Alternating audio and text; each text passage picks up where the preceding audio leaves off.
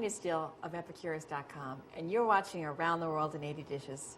Today we're checking out the cuisine of Italy, and we're heading to Emilia-Romagna to try some Bolognese sauce with Chef Joe DiPerri from the Culinary Institute of America.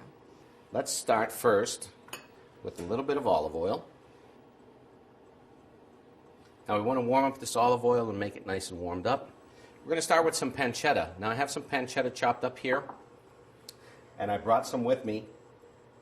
If you don't have pancetta, you can use bacon. It's the same thing. Mm-hmm. It's the belly of the pig. This is cured different. It's not smoked. I see. Okay. Okay. So if you don't have this, you can use bacon. But not smoked bacon. Definitely just the cured bacon. Cured. Yeah. So what we want to do is we want to take this pancetta, and we're going to start with this first, and we're going to brown it in the oil. Okay, I'll stir that for you. As if we were kind of like making bacon bits. So we don't want to burn it, but we do want to brown it. Wow, that smells so good already. Okay. So what are the meats that we're going to add? So we have ground meat, beef, ground pork, and ground veal. Is that traditional in Emilia-Romagna that you use all of these meats together? They usually do. They usually do. So you're creating a nice fond in the bottom of the pan. That's going to add a lot of flavor and color to our sauce. Now, when we put the meats in there, what's going to happen is they'll begin to sweat a little bit, and their natural juice will start to come out. And so we're just going to continue to cook it until we evaporate all of the water out of this.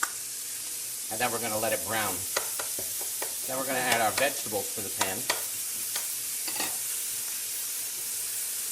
And then after we add the vegetables to the pan, then we'll be able to add our wine.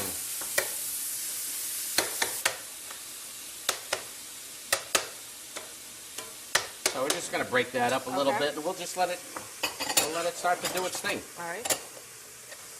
So this cooks for about 5 minutes, right?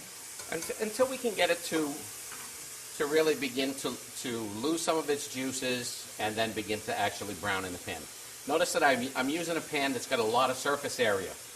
This way here we can get it to brown better, faster. I see.